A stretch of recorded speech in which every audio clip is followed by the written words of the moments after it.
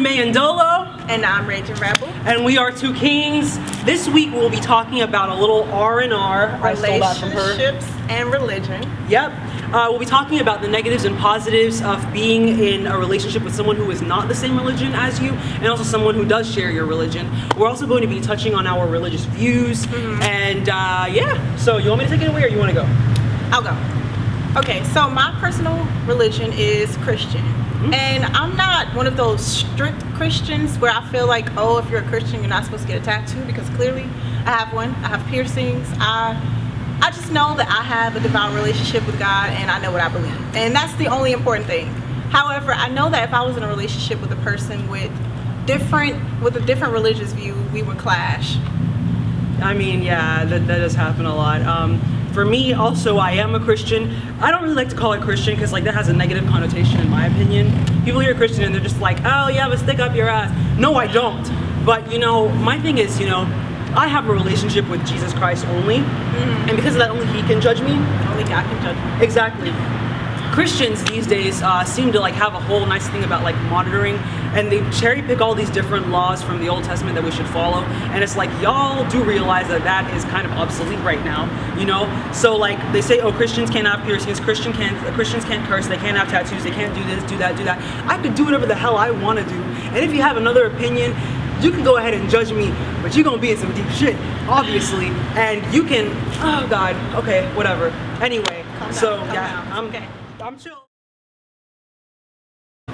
I went to a church of a different religion, and I just felt out of place, and I know that in the long run, it would have caused problems just because of their different beliefs and the things that they prefer to do.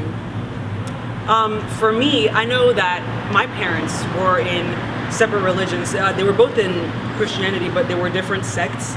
As a hint, my dad was in a more popular one, my mom was in a less popular one. Either way, not like the popularity of it matters. All I'm saying is just, you know, it didn't work out that well, and for me and my personal experience, seeing two people being in different religions and the way that it tears apart a relationship just isn't ideal. And also, I mean, God does say don't be equally yoked. I mean, oh my God, God says, oh yeah, that's what He says. Don't be equally yoked, because if you're equally yoked, shit's gonna hit the fan. So listen to Him and follow His rules, and then you'll be happy. So that's my different view on it. Excuse my French. Excusez-moi. Okay. Bitches. But however, being in different religions isn't completely all bad, because if the person is open to change, you could easily convert them, and it could be the best thing that ever happened to them. So don't completely count it out, but be mindful that there could be problems if there's a different religion.